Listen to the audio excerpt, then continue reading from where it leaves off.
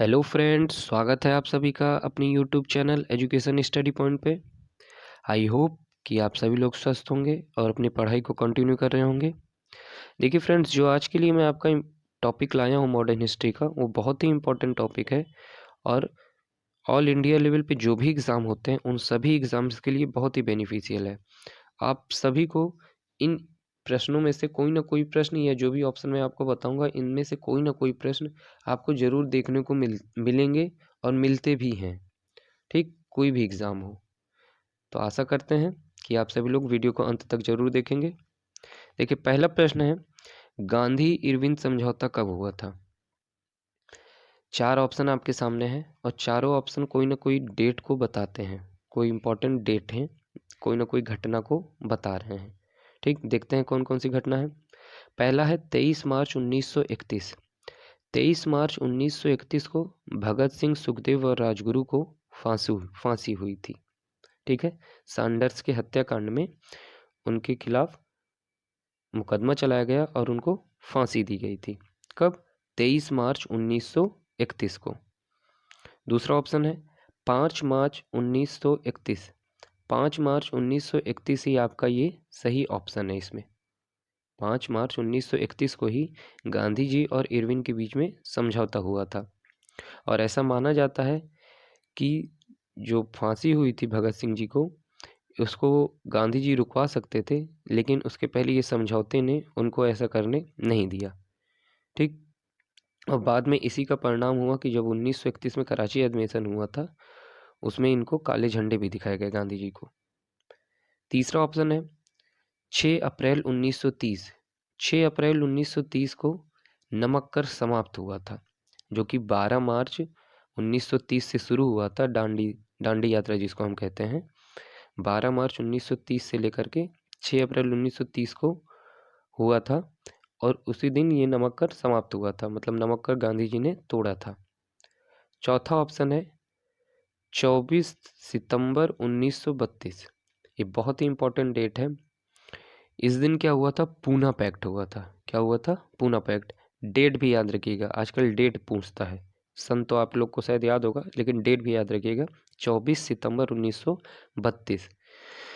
गांधी जी और अंबेडकर जी के बीच में पूना पैक्ट हुआ था, महाराष्ट्र पुणे के यरवदा जेल में। ठीक, इसके पहले क्या हुआ था कि अंग्रेज दलितों को भी अलग करना चाहते थे, सांप्रदायिक निर्वाचन के आधार पे, आरक्षण के आधार पे अलग करना चाहते थे। लेकिन फिर गांधी जी को लगा कि देश बंट रहा है हमारा, तो उन्होंने अनशन कर दिया। फिर बाद में अंबेडकर जी के साथ उनका पैक्ट हुआ यरवदा जेल में। ठीक, तो चारों ही जो ऑप्शन है किसी न किसी घटना को बता रहे हैं और सारे घटना को आप याद रखेंगे।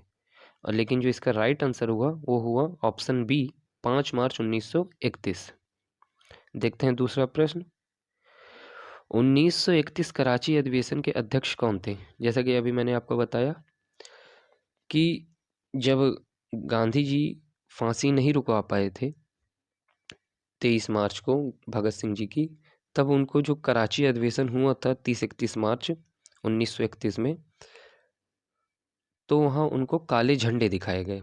और इस अधिवेशन की जो अध्यक्षता की गई थी, वो की गई थी सरदार वल्लभ भाई पटेल द्वारा।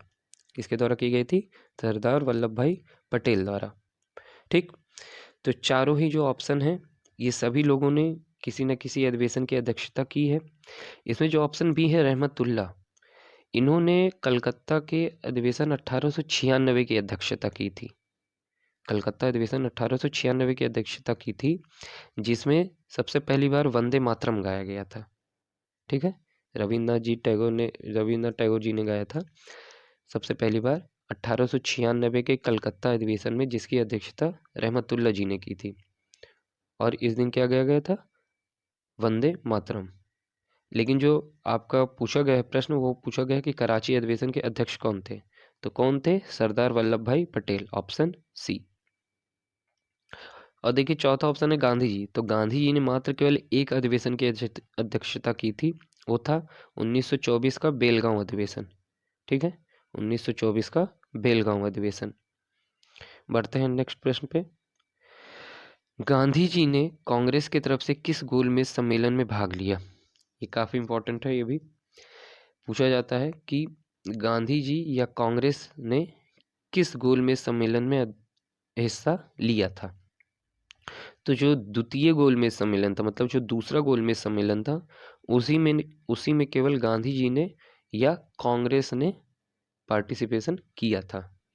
ठीक, बाकी जो 3 गोलमेज सम्मेलन हुए थे, उन तीनों में भागीदारी की थी डॉक्टर अंबेडकर ने, लेकिन वो कांग्रेस से नहीं थे।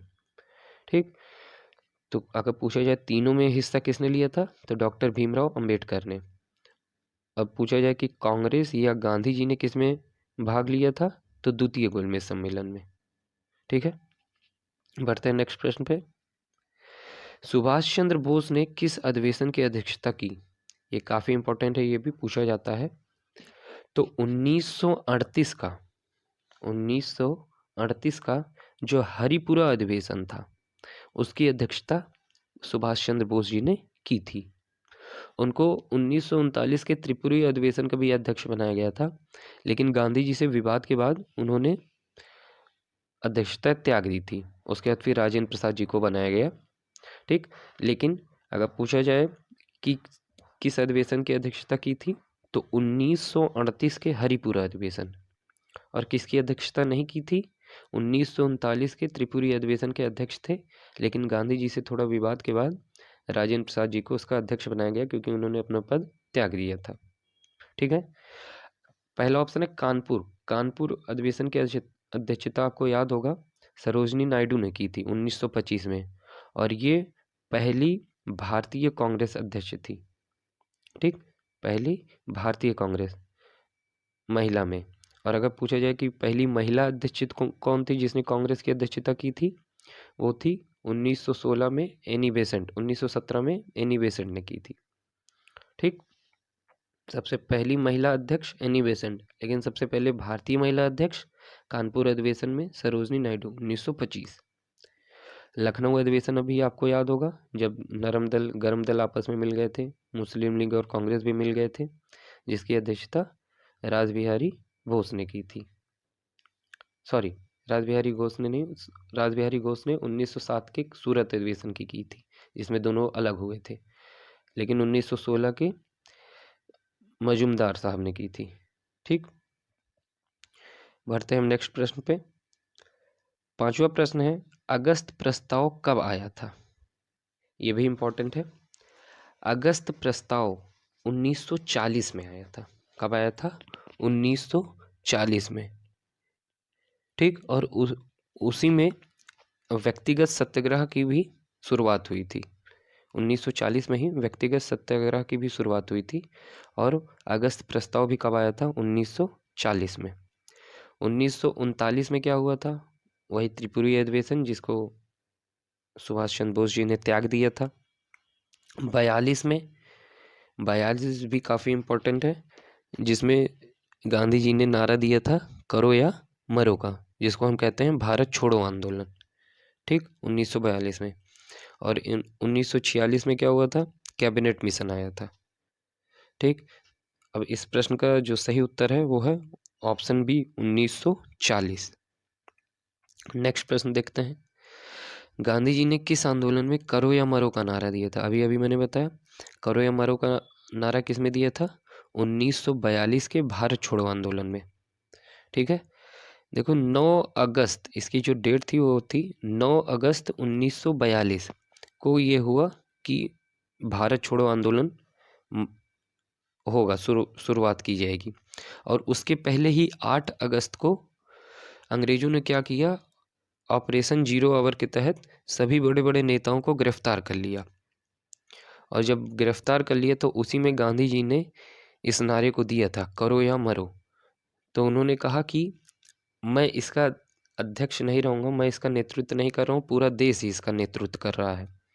ठीक, तब उन्होंने यही नारा दिया था, करो या मरो, क्योंकि उस टाइम सेकंड वर्ल्ड वार भी चल रहा था और अंग्रेज वहाँ भी परेशान थे। और उसी में भारत ने ये फ़ायदा उठाया कि अब यही सही समय है इनको बाहर निकालने का। ठीक, तो भारत छोड़ो आंदोलन कब मनाने का हुआ था, 9 अगस्त 1942 को, लेकिन 8 अगस्त 1942 में ऑपरेशन 0 आवर चला के सभी बड़े नेताओं को गिरफ्तार कर लिया गया। ठीक, तो उसी टाइम करो या मरो का गांधी जी ने नारा दिया था। सविनय अवज्ञा आंदोलन याद होगा 1930 में, वही नमक कर वाला। असहयोग आंदोलन 1920 से शुरुआत, 1922 को वापस ले लिए थे चौरी चौरा हत्याकांड के बाद। भारत शासन अधिनियम 1935, ये भारत शासन अधिनियम है 1935, इसका हमारे संविधान पे सबसे ज़्यादा प्रभाव पड़ा है। कई चीज़ें इसी अधिनियम से ली गई हैं हमारे संविधान में। ठीक, बढ़ते हैं नेक्स्ट प्रश्न की तरफ। क्रिप्स मिशन भारत कब आया? क्रिप्स मिशन भारत कब आया? पहला ऑप्शन है 1946। 1946 में क्रिप्स मिशन नहीं, कैबिनेट मिशन आया था। क्या आया था? Cabinet mission. 1942 में ही भारत छोड़ो आंदोलन हुआ था, उसी के बाद हमारा क्रिप्स मिशन आया था। अब क्रिप्स मिशन में कौन था?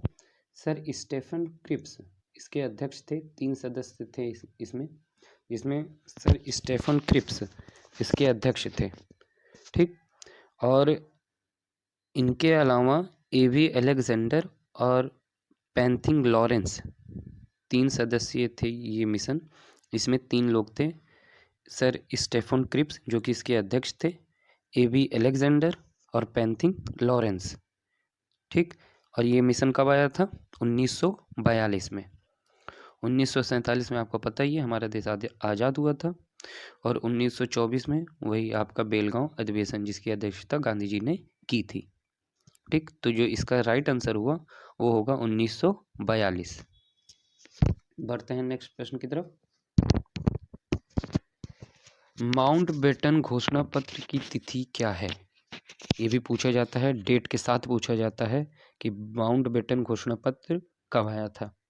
ठीक, पहला ऑप्शन है 3 जुलाई 1946, दूसरा ऑप्शन है 3 जून 1946, तीसरा है 3 जून 1947, चौथा है 18 जुलाई 1947। देखिए, जो इसमें राइट आंसर है, ये आपको जो ऑप्शन दिए गए थोड़ा कन्फ्यूज़न के लिए दिए गए हैं, लेकिन आप लोग ध्यान रखिएगा, जो माउंटबेटन घोषणा पत्र आया था वो आया था 3 जून 1947, क्योंकि 47 में हमारा देश आज़ाद होना था। ठीक, तो उसी के पहले माउंटबेटन ने घोषणा पत्र जारी किया था। तो 3 जून 1947 ऑप्शन सी इसमें राइट आंसर है। एक ऑप्शन दिख रहा है आपको 18 जुलाई 1947, इस दिन भारत स्वतंत्रता अधिनियम आया था। मतलब भारत को एकदम आज़ाद करने के लिए जो लास्ट अधिनियम आया था वो भारत स्वतंत्रता अधिनियम 18 जुलाई 1947 को आया था, और 3 जून 1947 को क्या हुआ था? माउंटबेटन घोषणा पत्र।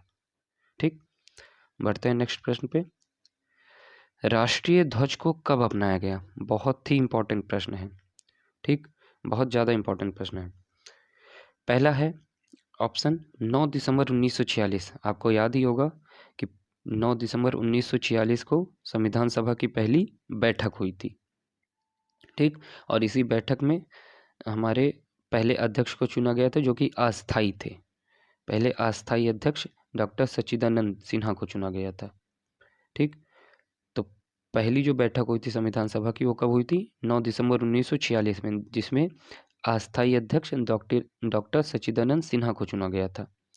और जो दूसरी बैठक हुई थी 11 दिसंबर 1946 को हुई थी, जिसमें अस्थाई अध्यक्ष डॉक्टर राजेंद्र प्रसाद जी को चुना गया था। ठीक, दोनों डेट मैंने इसी वजह से दी ताकि आपको याद रहे।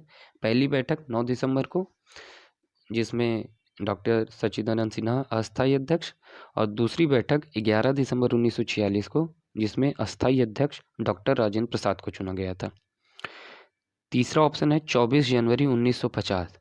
24 जनवरी 1950 को आपका राष्ट्रीय गीत और राष्ट्रीय गान को अपनाया गया था। कब अपनाया गया था? 24 जनवरी 1950। 26 जनवरी को हम रिपब्लिक हुए थे, और उसी के 2 दिन पहले 24 जनवरी 1950 को, डेट पूरा याद रखिएगा, राष्ट्रीय गीत और राष्ट्रीय गान को अपनाया गया था। ठीक, देखिए जो राष्ट्रीय गीत है वंदे मातरम, आपको मैंने अभी बताया था इससे पहले कि सबसे पहले 1896 में गाया गया था रविन्द्रनाथ टैगोर जी के द्वारा कलकत्ता अधिवेशन में, और 1911 में राष्ट्रीय गान गाया गया था। ठीक, तो सबसे पहले अगर राष्ट्रीय गीत पूछा जाए कब गाया गया था तो 1896 में, और राष्ट्रीय गान कब गाया गया था 1911 में। ठीक, अब थोड़ा और बता देता हूँ आपको इन दोनों के बारे में कि जो राष्ट्रीय गीत है वो बंकिम चंद्र चटर्जी ने लिखा है। ठीक, जिसको कहाँ से लिया गया है, आनंद मठ से लिया गया है। ठीक है, राष्ट्रीय गीत कहाँ से लिया गया है, आनंद मठ से, और जिसके रचयिता कौन है, बंकिम चंद्र चटर्जी। और इसको गाने में लगभग 65 सेकंड का समय लगता है राष्ट्रीय गीत को। और राष्ट्रीय गान को कहाँ से लिया गया है, रविन्द्रनाथ टैगोर जी के गीतांजलि में। ठीक है, गीतांजलि से लिया गया, पहले ये बंगला में था। ठीक, तो राष्ट्रीय गान को गाने में लगभग 52 सेकंड का समय लगता है। और इसके रचयिता कौन है, हमारे रविन्द्रनाथ टैगोर जी। कहाँ से लिया गया है, गीतांजलि। और इसी गीतांजलि के लिए सबसे पहले इनको नोबेल भी दिया गया था। तो कभी कभी प्रश्न ये भी बनता है कि सबसे पहले भारतीय कौन थे जिसको नोबेल मिला था। ठीक, नोबेल प्राइज मिला था, तो सबसे पहले भारतीय हमारे रविन्द्रनाथ टैगोर जी थे। ऑप्शन में सीवी रमन रहता है, लेकिन सीवी रमन को 1930 में मिला था नोबेल प्राइज रमन इफेक्ट के लिए। ठीक, तो सबसे पहले भारतीय कौन थे जिनको नोबेल प्राइज मिला था, वो मिला था रविन्द्रनाथ टैगोर जी को। क्यों मिला था, उनकी रचना गीतांजलि के लिए। और गीतांजलि से ही क्या लिया गया है, हमारा राष्ट्रीय गान। सॉरी, मतलब कि गीतांजलि से नहीं लिया गया है, लेकिन गीतांजलि लिखा है, गीतांजलि नोबेल रविन्द्रनाथ टैगोर जी ने। तो राष्ट्रीय गान भी किसने लिखा है, रविन्द्रनाथ टैगोर ने। और गीतांजलि नोबेल भी किसने लिखा है, रविन्द्रनाथ टैगोर ने। ठीक, तो ध्यान रखिएगा कि 24 जनवरी 1950 को राष्ट्रीय गीत और राष्ट्रीय गान को अपनाया गया। और जो चौथा ऑप्शन है 22 जुलाई 1947, यही आपका राइट आंसर है। याद रखिएगा, राष्ट्रीय ध्वज को कब अपनाया गया, 22 जुलाई 1947। और राष्ट्रीय गीत कब पहली बार गाया गया, 1896 में कलकत्ता में। राष्ट्रीय गान 1911 में रविन्द्रनाथ टैगोर जी द्वारा लिखा गया है। ठीक, और उनके द्वारा उनकी नोबेल प्राइज़ के लिए जो सबसे बड़ा रीज़न था उनके नोबेल के लिए, गीतांजलि नोबेल के लिए, जो कि उनको मिला था सबसे पहली बार, पहले भारतीय थे जिनको नोबेल मिला था। ठीक, ये जितने भी पॉइंट्स मैंने आपको बताए सबको ध्यान में रखिएगा, काफ़ी इंपॉर्टेंट पॉइंट्स है, कहीं ना कहीं आपको प्रश्न ये मिलते रहेंगे। देखिए, बढ़ते हैं अपन में लास्ट प्रश्न की तरफ। नेहरू जी ने उद्देश्य प्रस्ताव कब लाया। देखिए, ये भी काफ़ी इंपॉर्टेंट है कि नेहरू जी ने उद्देश्य प्रस्ताव कब लाया। उद्देश्य प्रस्ताव ही आगे चल के हमारी प्रस्तावना का रूप लेती है। ठीक है, हमारे संविधान की जो प्रस्तावना है उसका रूप यही उद्देश्य प्रस्ताव ही है। ठीक, तो ऑप्शन देखते हैं हम। 13 दिसंबर 1946 यही राइट ऑप्शन है। जो नेहरू जी ने उद्देश्य प्रस्ताव लाया था वो लाया था 13 दिसंबर 1946 को। ठीक, लेकिन ये स्वीकृत कब हुआ सभा द्वारा, वो हुआ 22 जनवरी 1947 में। ठीक, लाया था 13 दिसंबर 1946 को, लेकिन स्वीकार कब किया गया, 22 जनवरी 1947 को। ठीक, और फिर 26 नवंबर, जो आपको सी ऑप्शन दिख रहा है, 26 नवंबर 1949 को हमारा जो पूरा संविधान है बन के तैयार हो गया था। और इस दिन कुछ अनुच्छेद भी लागू कर दिए गए थे। लेकिन जो हमने रिपब्लिक बनने का जो निर्णय लिया वो लिया था 26 जनवरी 1950 को। ठीक है, 26 जनवरी 1950 को। ऐसा क्यों था, क्योंकि 1930 में भारत ने अपने आप को पहले ही रिपब्लिक घोषित कर लिया था और झंडा भी फहरा दिया था। और उसी तिथि को याद कर रखने के लिए बाद में ये निर्णय लिया गया कि 26 जनवरी 1950 को ही हम अपने आप को गणतंत्र घोषित करेंगे। ठीक, लेकिन अगर पूछा जाए कि संविधान पूरा कब तैयार हुआ, तो तैयार हो गया था 26 नवंबर 1949 को ही, और कुछ अनुच्छेद भी लागू हो गए थे। लेकिन पूर्णतः हम अपने आप को रिपब्लिक कब घोषित किया, 26 जनवरी 1950 को। ठीक, आई होप फ्रेंड्स कि जितने भी इन्फॉर्मेशन मैंने आपको दिए आपके लिए काफ़ी हेल्पफुल रहेंगे, और आपके किसी न किसी एग्ज़ाम में इनसे प्रश्न आपको ज़रूर देखने को मिलेंगे। तो अगर सेशन अच्छा लगा हो तो चैनल को लाइक करिए, सब्सक्राइब करिए और बेल आइकन दबाना बिल्कुल भी मत भूलिए। Till then, thank you.